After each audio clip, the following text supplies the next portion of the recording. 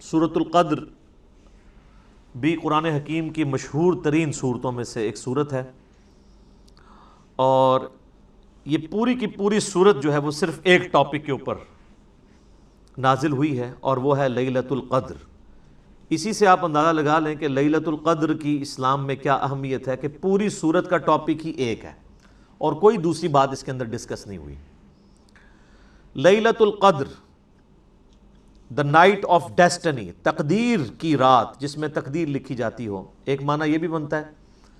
دوسرا معنی عزت اور تکریم والی رات۔ صحیح بخاری اور مسلم کی متفق علیہ حدیث ہے کہ اللہ کے محبوب صلی اللہ علیہ وآلہ وسلم نے فرمایا، جس شخص نے ایمان اور احتساب کے ساتھ، یعنی ثواب کی نیت کے ساتھ، اصلاح نفس کے لیے لیلۃ القدر کا قیام کیا تو اللہ تعالیٰ اس کے پچھلے سارے گناہوں کو معاف فرما دے گا۔ اور صحیح بخاری اور مسلم میں دونوں میں یہ حدیث موجود ہے کہ اللہ کے محبوب صلی اللہ علیہ وآلہ وسلم نے فرمایا کہ لیلۃ القدر کو رمضان مبارک کے مہینے کی آخری عشرے کی طاق راتوں میں، یعنی 21ویں، 23ویں، 25ویں، 27ویں اور 29ویں راتوں میں تلاش کرو۔ اس کے علاوہ بھی لیلۃ القدر کے اوپر بخاری اور مسلم میں کئی ایک احادیث ہیں۔ میں نے لیلۃ القدر کے اوپر ایک ڈیٹیل لیکچر آلموسٹ 1 گھنٹے کا ریکارڈ کروا دیا ہے، مثلا شب قدر، شب برات کے حوالے سے، اور میں نے اس میں بتایا تھا کہ شب برات سے متعلق بھی جتنی روایتیں لائی جاتی ہیں وہ اصل میں یہی شب برات بھی ہے، چھٹکارے کی رات، اور یہی تقدیر کی رات ہے جس میں اللہ تعالیٰ کی طرف سے اہم کام فرشتوں کے سپرد کیے جاتے ہیں، جس کا ذکر سورہ الدخان کے اندر موجود ہے۔ حامیم والکتاب المبین انا انزلناہ فی لیلۃ مبارکہ، بے شک ہم نے اس قرآن کو ایک بابرکت رات میں نازل کیا۔ انا کنا منذرین، بے شک ہم ڈر سنانے والے ہیں۔ فیہا یفرق کل امر حکیم، یہ وہ رات ہے جس میں اللہ تعالیٰ کی طرف سے ہر اہم کام فرشتوں کے سپرد کیا جاتا ہے۔ امرا من عندنا انا کنا مرسلین، یہ سارے کام ہماری طرف سے فرشتوں کے سپرد کیے جاتے ہیں اور ہم ہی ان فرشتوں کو بھیجنے والے ہوتے ہیں۔ اس کے علاوہ بھی جتنی احادیث ہیں قرآن حکیم میں، آیات آئی ہیں لیلۃ القدر کے حوالے سے، جیسے شہر رمضان الذی انزل فیہ القرآن، وہاں پہ بھی ذکر ہے کہ رمضان کے مہینے میں قرآن نازل ہوا ہے، تو یہ یعنی قرآن کے نزول کی رات شب قدر۔ پھر صحیح مسلم میں حدیث ہے کہ نبی صلی اللہ علیہ وآلہ وسلم ہر پیر کا روزہ رکھا کرتے تھے۔ پوچھا گیا کیوں رکھتے ہیں؟ فرمایا اس دن میں پیدا ہوا اور اسی دن مجھ پہ پہلی دفعہ وحی نازل ہوئی۔ یعنی قرآن حکیم پیر کے دن نازل ہوا، رمضان کے مہینے میں نازل ہوا، جس رات میں نازل ہوا وہ لیلۃ القدر کی رات ہے۔ نبی صلی اللہ علیہ وآلہ وسلم کی پیدائش بھی سوموار کی رات ہوئی ہے، اور اسلام میں رات جو ہے وہ کہتے ہیں یعنی اتوار کی مغرب سے لے کے سوموار کے فجر کا وقت داخل ہونے سے پہلے اس کو سوموار کی رات کہتے ہیں۔ رات پہلے آتی ہے، دن بعد میں۔ اس لیے آپ دیکھیں کہ رمضان شروع ہوتا ہے تو ہم چاند نظر آتا ہے، روزہ تو اگلے دن ہوتا ہے، لیکن قیام اللیل ہم اسی دفعہ ہی کر لیتے ہیں۔ اس کی وجہ یہ ہے کہ وہ رمضان شروع ہو چکا ہوتا ہے، اور جب رمضان کی آخری رات آتی ہے تو چاند نظر آتا ہے تو آپ تراویح نہیں پڑھتے، کیونکہ شوال کا مہینہ شروع ہو چکا ہوتا ہے۔ تو لیلۃ القدر اللہ تعالیٰ کی طرف سے ایک ایسی رات ہے جس میں اللہ تعالیٰ اہم کام جو ہے وہ پورے سال کے کام فرشتوں کے سپرد کرتا ہے۔ کس کے لیے کتنا رزق لکھا جانا ہے، کس کی موت اس دفعہ ہونی ہے، کون سی نئی روحیں جو ہیں وہ جسموں کے ساتھ اس دنیا میں آنے والی ہیں، یہ ساری ڈیٹیلز جو ہیں وہ فرشتوں کے حوالے کی جاتی ہیں اس ایک رات میں۔ یہ پورے سال کا ایک پلان ہے اللہ تعالیٰ کی طرف سے۔ 1000 سال کا پلان بھی ہے جو سورہ السجدہ میں آتا ہے، وہ 1000 سال کا پلان بھی ہوتا ہے اللہ تعالیٰ کا۔ پھر اللہ تعالیٰ کی طرف سے ویکلی پلان بھی ایک ہوتا ہے۔ صحیح مسلم کے اندر حدیث ہے کہ نبی صلی اللہ علیہ وآلہ وسلم نے فرمایا کہ ہر پیر اور جمعرات کو اللہ کے حضور نامہ اعمال پیش ہوتے ہیں۔ یہ ویکلی پلان ہے۔ پھر روزانہ کا بھی ہے، اور وہ حدیث بخاری اور مسلم دونوں میں ہے کہ نبی صلی اللہ علیہ وآلہ وسلم نے ارشاد فرمایا کہ انسان کے ساتھ جو فرشتے اٹیچ ہیں نا، ان کی تبدیلی کا وقت فجر اور عصر ہوتا ہے۔ جو فرشتے فجر کے وقت آتے ہیں وہ عصر کے وقت واپس چلے جاتے ہیں، اور جو عصر کے وقت آتے ہیں وہ فجر کے وقت واپس چلے جاتے ہیں۔ اور جب واپس جاتے ہیں تو اللہ تعالیٰ ان سے پوچھتا ہے، حالانکہ اللہ جانتا ہوتا ہے کہ میرے بندوں کو کس حال میں پایا، تو فرشتے کہتے ہیں جب گئے تھے تو فجر کی نماز پڑھ رہے تھے، جب واپس آئے تو وہ عصر کی نماز پڑھ رہے تھے۔ اور جب دوسری پارٹی حاضر ہوتی ہے تو وہ کہتی ہے کہ جب ہم گئے تھے عصر کی نماز پڑھ رہے تھے اور واپس آئے تو فجر کی نماز پڑھ رہے تھے۔ تو یہ روزانہ کا بھی ایک پلان ہے۔ آپ اس سے اندازہ لگائیں کہ انسان نے اللہ کو سیریس نہیں لیا ہوا، لیکن اللہ نے انسان کو کتنا سیریس لیا ہوا ہے۔ پورے کے پوری پلاننگ، شیڈیول وہ انسانوں کے گرد گھومتا ہے۔ وَمَا خَلَقْتُ الْجِنَّ وَالْإِنسَ إِلَّا لِيَعْبُدُونَ، ہم نے جنوں اور انسانوں کو نہیں پیدا کیا مگر صرف اس لیے کہ وہ ہماری عبادت کریں۔ ہمیں ماننا کافی نہیں ہے، ہماری عبادت بھی کریں۔ اور عبادت کہتے ہیں ٹوٹل اوبیڈینس کو۔ اللہ کو سارے مان رہے ہیں، اللہ کی ماننا بھی ضروری ہے، پھر عبادت ہوگی۔ اور یہ تمام نبیوں کی بنیادی دعوت ہے۔ وَلَقَدْ بَعَثْنَا فِي كُلِّ أُمَّةٍ رَسُولًا أَنِ اعْبُدُوا اللَّهَ وَاجْتَنِبُوا الطَّاغُوتَ، بے شک ہم نے ہر قوم میں کوئی نہ کوئی پیغمبر بھیجا اسی ایک بنیادی دعوت کے ساتھ کہ عبادت اللہ کی کرنی ہے اور طاغوت سے اجتناب کرنا ہے۔ اللہ کی مخالفت پہ جو لوگ کھڑے ہیں، چاہے وہ شیطان ہو چاہے انسان ہو، ان کی مخالفت کرنی ہے، عبادت کرنی ہے اللہ کی۔ ہمیں جو گھٹی میں چیز دی گئی ہے کہ اللہ کو ماننا کافی ہے، اللہ کی ماننا ضروری ہے، اللہ کو ماننا کافی نہیں ہے۔ اب آ جائیں اس طرف، سورۃ القدر، بسم اللہ الرحمن الرحیم۔ انا انزلناہ فی لیلۃ القدر، بے شک ہم ہی نے نازل کیا ہے اس قرآن کو ایک قدر والی رات میں، جس میں تقدیر کے فیصلے لکھے جاتے ہیں، ایک عزت والی رات ہے۔ وما ادراک ما لیلۃ القدر، اور تم کیا جانو کہ لیلۃ القدر کیا ہے۔ لیلۃ القدر خیر من الف شہر، لیلۃ القدر جو ہے وہ تو 1000 مہینوں سے بڑھ کر ہے۔ یعنی اگر کوئی شخص 1000 مہینے تک عبادت کرے اور اس ایک رات میں نفلی عبادت کر دے تو اس کے ایکویلنٹ ہے۔ یہ نہیں ہے کہ کوئی بندہ ہے اس رات میں نماز پڑھ لے، اس کے بعد اس کو جو ہے وہ 81-82 سال تک نماز پڑھنے کی ضرورت ہی کوئی نہیں ہے۔ یہ نفلی نماز کی، نفلی عبادت کی بات ہو رہی ہے۔ فرض تو میرے بھائی اللہ بڑا ڈاڈا ہے، وہ تو روزانہ آپ کو مرنا پڑے گا اللہ کے لیے۔ ایک دن مرنے پہ تو اس نے جنت دینی نہیں ہے، روزانہ ہی ہر لمحے میں اللہ کے لیے مرنا پڑے گا۔ آپ کو یہ ڈیسیژن کرنا ہوگا کہ اس معاملے میں میرے رب کی کیا مرضی ہے، میں نے اس کے پیچھے چلنا ہے، اور جس چیز سے اللہ ناراض ہوتا ہے اس سے کنارہ کشی اختیار کرنی ہے۔ تو 1000 مہینوں سے بہتر ہے۔ تنزل الملائکۃ والروح فیہا باذن ربہم، اس رات میں فرشتے نازل ہوتے ہیں روح قدس کے ساتھ، یعنی فرشتوں کے سردار جبرائیل علیہ السلام اور ان کے ساتھ باقی فرشتے اللہ کے اذن سے نازل ہوتے ہیں۔ من کل امر، ہر کام اللہ کی طرف سے لے کر، یعنی اللہ تعالیٰ جو فرشتوں کے ذمہ کام کرتا ہے وہ اس رات کے اندر ان کا نزول ہوتا ہے۔ اور یہ باقی جو عوام الناس میں کہانیاں مشہور کی ہوئی ہیں نا جی، وہ اس رات سمندر کا پانی میٹھا ہو جاتا ہے، درخت سجدے میں گر جاتے ہیں، یہ ساری کہانیاں میرے بھائی، اب تو CCTV کیمرے ہیں، جہاں گرتے ہیں وہاں لگا لے کیمرہ۔ آپ کے بزرگ کہانیاں کراتے رہے، ساری کہانیاں پکڑے گی۔ اب وہ جب ہم کہانیاں پکڑتے ہیں نا، وہ کہتے ہیں نہیں بزرگوں کی توہین کرتے ہیں۔ بھئی بزرگوں نے اپنی توہین خود کروائی ہے، نہ وہ اتنی لمبی لمبی چھوڑ کے جاتے کہ وہ پکڑی جاتی۔ اب فرشتوں ان کا درختوں کا سجدے میں گرنا تو ایک فزیکل فینومینا ہے نا، چلیں فرشتوں کا آنا ایک روحانی فینومینا ہے، وہ تو آپ کیمرے میں کیچ نہیں کر سکتے، لیکن یہ کہنا کہ جی وہ اس رات سجدے میں درخت گر جاتے ہیں تو یہ فزیکل فینومینا ہے نا۔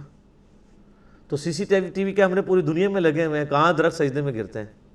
ایسا نہیں ہوتا۔ وہ جس سمندر کا پانی میٹھا ہو جاتا ہے، اس طرح سمندر کا پانی کوئی میٹھا نہیں ہوتا، کراچی والوں سے پوچھ لیں۔ اور اگر آپ کو یقین نہیں آتا تو لیلۃ القدر اگر اتنی آسان ہے تلاش کرنی آپ کے لیے، تو آپ جا کے 10 دن کے لیے وہاں پہ اعتکاف کر لیں۔ سمندر کے کنارے مسلمانوں کو اعتکاف کرنا چاہیے، تو روزانہ چیک ہو جائے، مغرب کے وقت ہی جب سمندر کا پانی میٹھا ہو تو وہ پورے ملک میں اناؤنسمنٹ ہو جائے، اور ہماری روت لال کمیٹی کے چیئرمین ٹی وی پہ آگے کہہ دیں کہ ہاں جی کراچی کا پانی میٹھا ہو چکا ہے، تمام اہل وطن سے گزارش ہے کہ آج لیلۃ القدر ہے، اس کو فالو کریں۔ تو یہ ان لوگوں نے کہانیاں لکھیں اور دین کا بہت زیادہ نقصان کیا۔ اللہ کا شکر ہے کہ یہ سچائی کی آواز اس پلیٹ فارم سے بلند ہوئی ہے کہ لوگ بے دین ہونے سے بچ گئے ہیں۔ ادروائز یہ جو دین ان لوگوں نے پیش کیا تھا، ان درمیانے بزرگوں نے، پرانے بزرگوں نے نہیں، نہ پرانے بزرگ وہ ہیں جن کی یہ کتابیں ہیں، درمیانے بزرگ وہ ہیں جو آج سے 500 سال پہلے، 800 سال پہلے، 1000 سال پہلے گزرے۔ اسلام کو تو نبی علیہ السلام کے ذریعے طاقت ملے ہوئے 1400 سال ہو چکے ہیں، ویسے تو اسلام حضرت آدم کے زمانے سے ہے۔ یہ سارے درمیانے بزرگ ہیں۔ میرا یوٹیوب پہ ایک کلپ بھی ہے، درمیانے بزرگوں اور پرانے بزرگوں میں فرق۔ یہ جتنے بزرگوں کو کوٹ کرتے ہیں ان میں سے ایک بھی پرانا نہیں ہے۔ ہاں ہمارے اعتبار سے پرانا ہے، وہ تو 8 سے 500 سال بعد جو ہے وہ غلام احمد قادیانی بھی پرانا ہو جائے گا، لیکن ہم نے جو لوگوں کو بتایا اس کے حساب سے وہ درمیانہ ہی رہے گا۔ پرانے بزرگ پہلے 300 سال کے ہیں، صحابہ، تابعین، تبع تابعین، بعد میں تو کہانی باز ہیں، ان کی کہانیاں جو ہے وہ پرانے بزرگوں سے ملتی نہیں ہیں، تو ان کو آپ پرانے بزرگ کہنا چھوڑ دیں، درمیانے بزرگ بشکار لیں۔ تو ان کی کہانیاں پکڑی گئیں اور پتہ نہیں کیا کچھ مشہور کیا ہوا ان لوگوں نے، اور اس کی وجہ سے پھر مصیبت۔ اچھا پھر لوگ تلاش، وہ کہتے ہیں شب قدر تلاش کرنی ہے، تلاش کر کے کیا نکالنا ہے اس میں سے؟ آپ نے تلاش کرنے سے مراد جو احادیث میں ہے وہ یہ ہے کہ آپ نے اس رات میں عبادت کرنی ہے۔ وہ تو نبی صلی اللہ علیہ وآلہ وسلم، ان کے صحابہ نے بھی رات کو عبادت کی ہے، اور وہ آپ نے 5 کی 5 تاک راتیں زندہ رکھنی ہے عبادت کے ذریعے۔ یہ نہیں ہونا کہ آپ کو کوئی اشارہ آ جانا ہے، یہ کوئی چیز نظر آ جانی۔ صحابہ کو تو کوئی نظر نہیں آئی ہے، بتائیں کس حدیث میں لکھا ہوا ہے کہ کوئی صحابی کہ جی مجھے یہ بڑا ایکسپیرینس ہوا ہے، مجھے پتہ چل گیا کہ یہ رات ہے۔ وہ سارے بیچارے تلاش ہی کرتے تھے۔ بیسیکلی اللہ تعالیٰ نے یہ ایک مسلمانوں کے لیے اس کے اندر ایک اپرچونٹی رکھی ہے کہ چلیں جو پوری رمضان میں باقی راتوں میں قیام اللیل نہیں کر سکا، کم از کم آخری راتوں میں کر لے، اور اسی کے لیے اعتکاف بھی کیا جاتا ہے کہ اللہ تعالیٰ اس کی برکت سے اس کے لیے آسانیوں والا معاملہ کر دے گا، بس اس سے زیادہ کچھ بھی نہیں ہے۔ اور سر روزانہ شب قدر ہے آپ کے لیے، تو یہ جو شب قدر کے بارے میں آتا ہے نا کہ فرشتے نازل ہوتے ہیں، آپ نے پڑھا بخاری مسلم میں حدیث ہے کہ روزانہ اللہ تعالیٰ آسمان دنیا پہ نزول فرماتا ہے، رات کے تہائی پیر جب رہ جاتا ہے آخر، اور کہتا ہے کوئی مجھ سے مانگنے والا کہ میں اسے عطا کروں، ہے کوئی بخشش مانگنے والا کہ میں اسے بخش دوں، حتیٰ کہ فجر کا وقت داخل ہو جاتا ہے۔ یہ روزانہ ہر رات کو ہوتا ہے۔ صحیح مسلم کے اندر حدیث ہے، سیدنا عثمان ابن عفان رضی اللہ تعالیٰ عنہ علیہ السلام کہتے ہیں کہ نبی علیہ السلام نے فرمایا کہ جو شخص عشاء کی نماز جماعت سے پڑھ لے گویا اس نے آدھی رات کا قیام کیا، اور جس نے پھر فجر کی نماز بھی جماعت سے پڑھ لی تو گویا اس نے پوری رات کا قیام کیا۔ شب قدر کے لیے پوری رات جاگنا بھی کوئی شرط نہیں ہے۔ اگر آپ رمضان کی طاق راتوں میں یا آخری ساری راتوں میں 10 کی 10 راتوں میں عشاء اور فجر کی نماز اس طرح پڑھ لیں کہ آپ کی کوئی رکعت فوت نہ ہو تو آپ نے لیلۃ القدر پا لی۔ اشارے اشورے کوئی نہیں ہونے، نظر کچھ نہیں آنا، ٹھیک ہے؟ یہ نظر آنا، یہ اشارے ہونا بند ہو چکے ہیں ہماری ویڈیوز کی وجہ سے۔ وہ پہلے بھی کچھ نہیں تھا نظر آتا، کہانیاں تھیں، لیکن وہ کہانیاں چیلنج کوئی نہیں کر سکتا۔ اب کوئی کہانی اس لیے نہیں کرتا کہ اب تو میڈیا آ جائے گا سامنے، وہ فوراً پکڑی جائے گی۔ آپ کو پتہ ہے پنجاب ہی کے ایک علاقے میں، نام لیے بغیر میں کہتا ہوں، وہ ایک سینٹ بنانے والی یہ سینٹ پرفیوم بنانے والی کمپنی تھی، تو ان کا پرفیوم ایکسپائر ہو گیا۔ انہوں نے زمین میں بہت بڑا ایک گڑھا کھود کے اس میں وہ سارا ڈال دیا۔ ظاہر ہے کہ وہ ایک یعنی لائف کے لیے ایک خطرناک چیز ہوتی ہے نا۔ اب وہ کچھ عرصے کے بعد وہاں سے لوگوں کو خوشبو آنا شروع ہو گئی، لوگوں نے وہ یعنی مٹی کھودنا شروع کر دی، اور وہ مٹی کی بوریوں کی بوریاں، لوگ وہاں پہ مزدور بیچ میں اتر کے 100 روپے کے وہ لفافے شاپنگ بیگ بیچ رہے، اور اس طرح مٹی بیچنی شروع کر دی۔ وہ تو ابھی میڈیا کا دور ہے تو پتہ چل گیا، اگر یہی واقعہ آج سے 100 سال پہلے ہوتا نا تو یہ کرامت ہوتی۔ ٹھیک، یہ اس طرح چیزیں نہیں ہوتی میرے بھائی۔ دنیا بقدر ایفرٹ ہے، دنیا میں آپ کو ایفرٹ پٹ کرنی پڑے گی۔ تو ان کہانیوں سے بچیں، ان کہانیوں کو کرامتوں کا نام دے کے، ان معجزات کا نام دے کے یہ ساری کی ساری چیزیں کرنا، اور بڑے بڑے ذمہ دار لوگوں کی طرف سے یہ کہانیاں چل رہی ہوتی ہیں۔ دکھ اس وقت ہوتا ہے کہ جب علماء، پڑھے لکھے لوگ جو دین کا نالج بھی رکھتے ہیں وہ کہانیاں کرائیں عوام کو، تو پھر دل دکھتا ہے کہ یار یہ لوگ کیا کر رہے ہیں۔ اور جب ہم ان کی علمی گرفت کرتے ہیں تو لوگ ہمیں کہتے ہیں یار یہ علماء کے ساتھ بدتمیزی کرتا ہے۔ یار علماء اپنی عزت خود کروائیں نا۔ اگر ایک عالم دین کے ساتھ کھلواڑ کر رہا ہے اور دوسرا شخص اس کو ہائی لائٹ کرتا ہے، تو جو ہائی لائٹ کرنے والا بندہ ہے اس کے اوپر ناراض نہیں ہونا چاہیے۔ مثلا کوئی شخص جس کا باپ گالیاں دیتا ہو اور کوئی شخص دوسرا اس کو آ کے بتائے کہ سر آپ کے جو والد محترم ہیں نا یہ گالیاں دیتے ہیں، ان کو ذرا سمجھائیں۔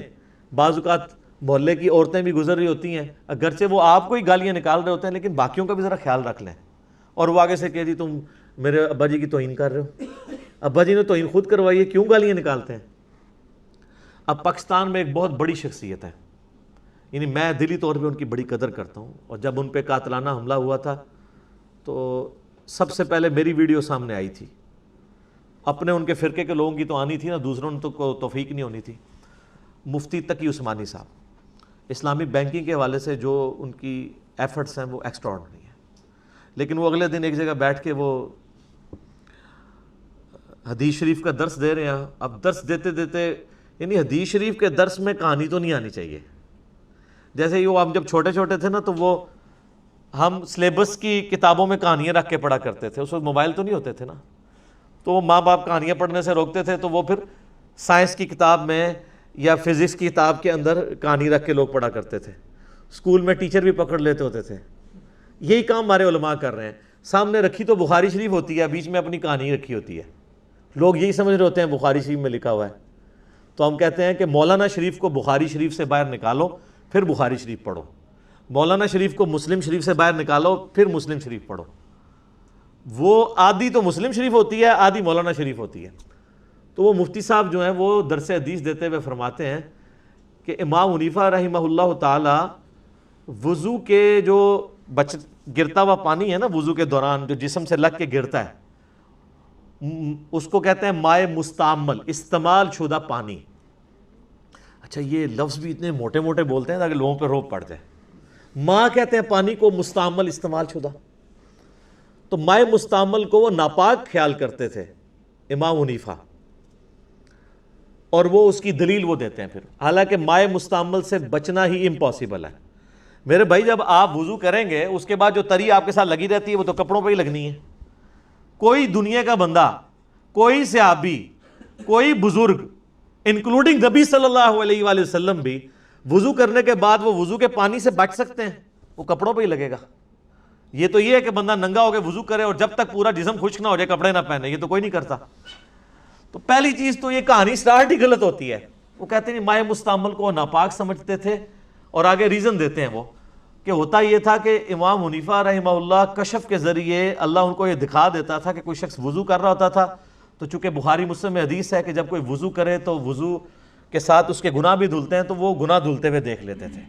حضرت امام حنیفہ رحمۃ اللہ علیہ سے کے بارے میں منقول ہے، وضو کرتے تھے لوگ تو ان کو وضو کے پانی کے اندر لوگوں کے اعمال بہتے ہوئے نظر آتے تھے، کہ یہاں پر اعوذ باللہ اس میں چوری نظر آ رہی ہے، اس میں جو ہے غیبت نظر آ رہی ہے، اس میں جھوٹ نظر آ رہا ہے، وہ چلتا ہوا نظر آتا۔ حضرت امام حنیفہ رحمۃ اللہ علیہ کو اللہ تعالیٰ نے یہ کشف کا، اور اسی واسطے امام ابو حنیفہ کا مسئلہ کیا ہے کہ مائع مستعمل ناپاک ہے۔ وہ اسی لیے کہ آنکھوں سے دیکھ رہے تھے کہ وہ اس میں جو ہے گناہوں کی گندگیاں بہ رہی ہے، تو انہوں نے کہہ دیا کہ مائع مستعمل ناپاک ہے۔ اب ان کو چونکہ گناہ دھلتے ہوئے نظر آتے تھے اس پانی کے اندر، تو اس لیے وہ پانی کو ناپاک سمجھتے تھے، حالانکہ پانی کے اندر فزیکلی تو گناہ نہیں داخل ہوا ہوا، یہ بھی تو ایک انٹلیکچوئل چیز ہے۔ انٹلیکچوئل چیز سے ناپاکی کیسے ہو سکتی ہے؟ ایک ذہنی چیز ہے نا، وہ فزیکلی کو گناہ تو وہ جس وقت کر لیا اسی وقت کر لیا۔ تو ہم نے اس کے اوپر کہا، ہمارا معصومانہ سوال ہے کہ کیا نبی صلی اللہ علیہ وآلہ وسلم کو بھی کبھی وضو کے پانی میں گناہ دھلتے ہوئے نظر آئے ہیں؟ کوئی ضعیف روایت دکھا دیں ہمیں، حالانکہ آپ کے پاس تو غیبی خبریں بھی آتی تھی، اللہ تعالیٰ آپ کو عذاب قبر بھی دکھا دیتا تھا، صرف اس لیے تاکہ امت کی اصلاح ہو، صحابہ کو بھی نہیں نظر آیا. مسلم شریف کی حدیث سے آپ نے فرمایا میں نے ارادہ کیا میں تمہارے لیے دعا کروں اللہ تمہیں عذاب قبر سنوا دے، لیکن پھر مجھے ڈر ہوا کہ تم مردے دفنانا چھوڑ دو گے. صحابہ تو عذاب قبر بھی نہیں دیکھ سکتے، یہ کہتے ہیں بزرگوں کو کشف القبور ہوتا ہے.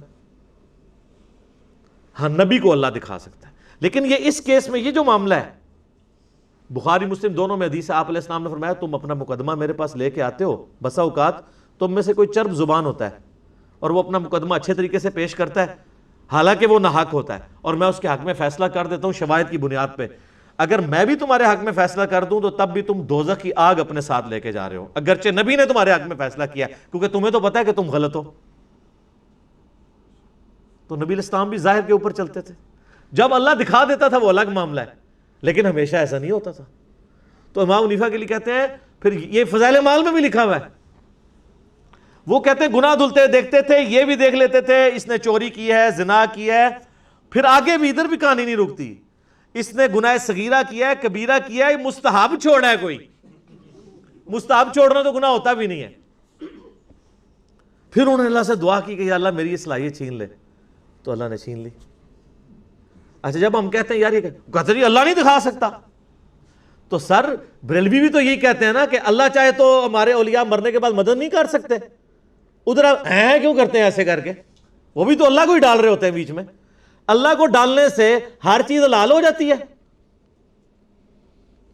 صرف وہی چیز وَلَا تَقُولُوا عَلَى اللَّهِ إِلَّا الْحَقِّ، اللہ پر کوئی ایسی بات نہ کرو سوائے اس کے جو حق سے ثابت ہے. کل کو آپ کہیں گے جی اللہ چاہے تو موسیٰ کو دوزخ میں پھینک دے اور فرعون کو جنت میں لے جائے، تو ہم کیا کہیں گے؟ لعنت اللہ علی الکاذبین لا تبدیل لکلمات اللہ، اللہ کے کلمات نہیں بدل سکتے، ایسا نہیں ہوگا. تو اللہ کو ڈال کے وہ کہتے ہیں کرامت ہوگی. یہ کرامت اس طرح نہیں ہوتی. بخاری مسلم کی حدیث ہے کہ نبی صلی اللہ علیہ وآلہ وسلم فرمایا اللہ تعالیٰ ایک گنہگار شخص کو قیامت والے دن اپنے قریب کرے گا اور اس کے ساتھ سرگوشی فرمائے گا، اس کو ایک ایک گناہ اس کا یاد کروائے گا. قریب ہے کہ وہ سمجھے گا مارا گیا. اللہ فرمائے گا دنیا میں بھی پردہ رکھا تھا نا، آج بھی پردہ رکھوں گا. اللہ تو ستار العیوب ہے. اس اللہ پہ جھوٹ باندھ رہے ہیں امام حنیفہ رحمہ اللہ کے ذریعے. آپ لوگ امام حنیفہ کو تو بیچاروں کو پتہ بھی نہیں ہوگا، جیسے حضرت عیسیٰ کو پتہ بھی نہیں ہے کہ عیسائیوں نے کیا کیا ان کے ساتھ. وہ اللہ جو ستار العیوب ہے، گناہوں کو پہ پردہ ڈالنے والا ہے، وہ امام حنیفہ کو لوگوں کے گناہ دھلتے ہوئے دکھائے گا. یہ کرامت ہے. اس کو کرامت آپ کہیں گے؟ یہ تو توہین ہے اللہ کی، اور جھوٹ باندھ رہے ہیں نبی صلی اللہ علیہ وآلہ وسلم کی تعلیمات کے اوپر کرامت کے نام کے اوپر. ایسے نہیں ہو سکتا. صحیح مسلم میں حدیث ہے جو شخص دنیا میں کسی کے گناہوں پہ پردہ رکھے گا اللہ تعالیٰ قیامت والے دن اس کے گناہوں پہ پردہ رکھے گا.